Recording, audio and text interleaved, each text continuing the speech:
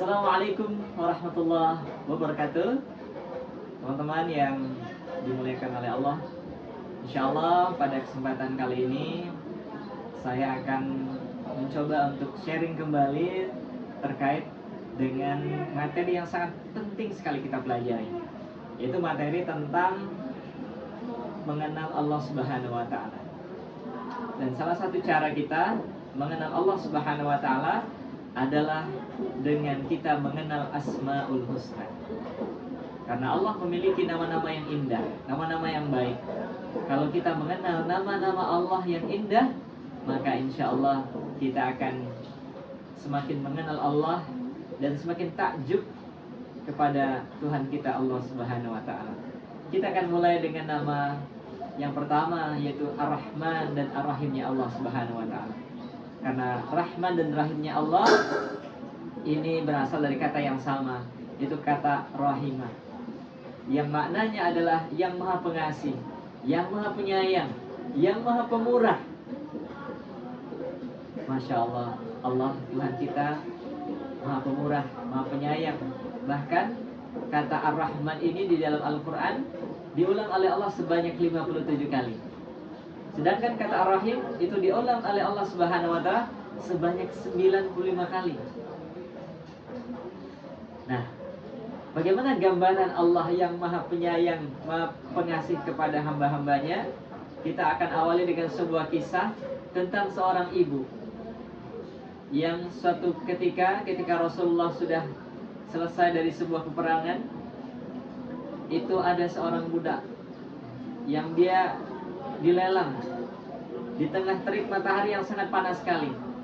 Kemudian tiba-tiba ada seorang wanita yang berlari ke arah anak tersebut sambil dia melindungi anak tersebut dan dia mengatakan, "Anakku, anakku."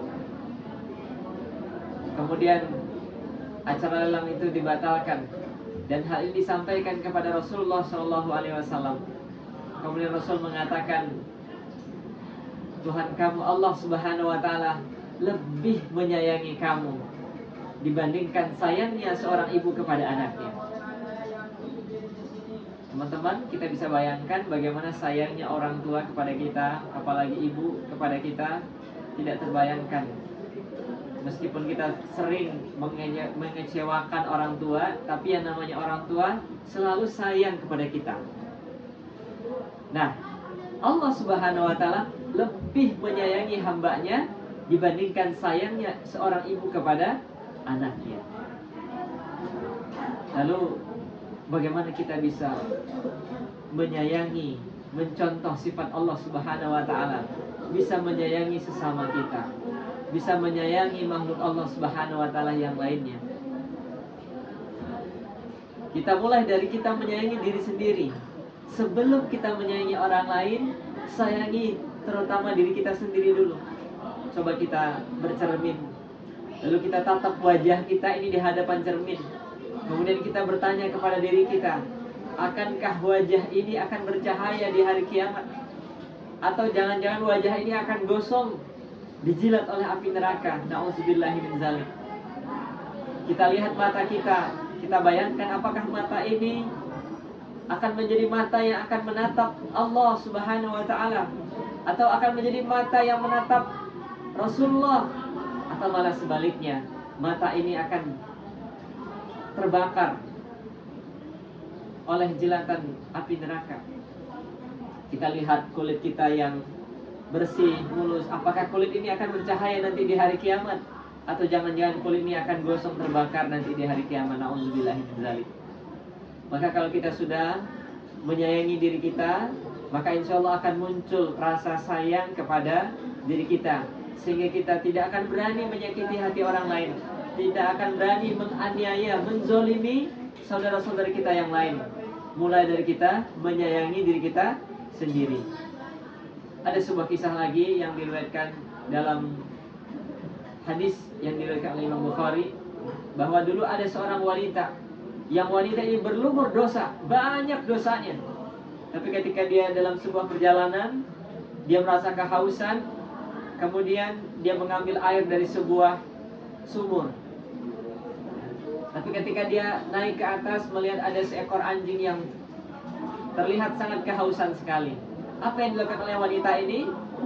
Akhirnya wanita ini dia mengambil sepatunya, dia ciduk lagi air tersebut dari sumur tersebut, dan kemudian air tersebut diberikan kepada anjing tersebut.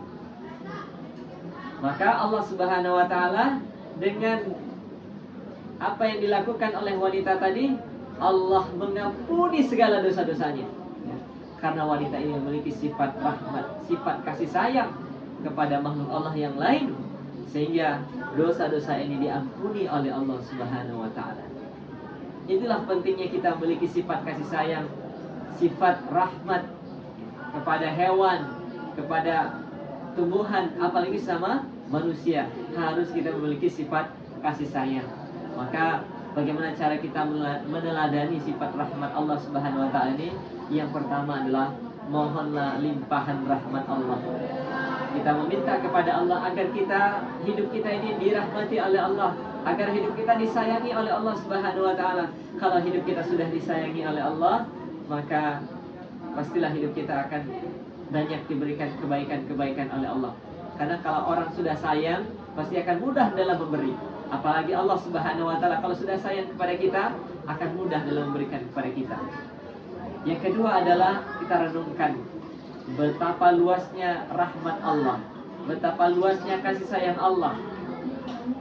Mulai dari Allah terbitkan matahari setiap harinya, mulai Allah pergantikan siang dan malam, mulai Allah berikan kita oksigen setiap harinya, mulai Allah berikan kita makan setiap harinya, rasa aman dan lain sebagainya.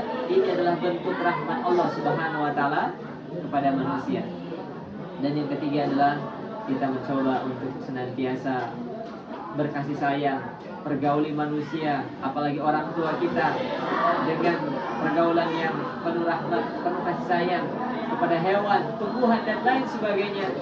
Kita mencoba untuk senantiasa memberikan kasih sayang kepada makhluk-makhluk Allah Subhanahu wa taala. Irhamhum fil ardi yarhamuka fis sama. Kalau kita menyayangi makhluk Allah yang ada di bumi ini, maka kita juga akan disayangi oleh Allah, oleh penduduk yang ada di atas langit sana. Wallahu a'lam bishawab, wallahu a'lam bishawab. Barakallahu fikum. Assalamualaikum warahmatullahi wabarakatuh.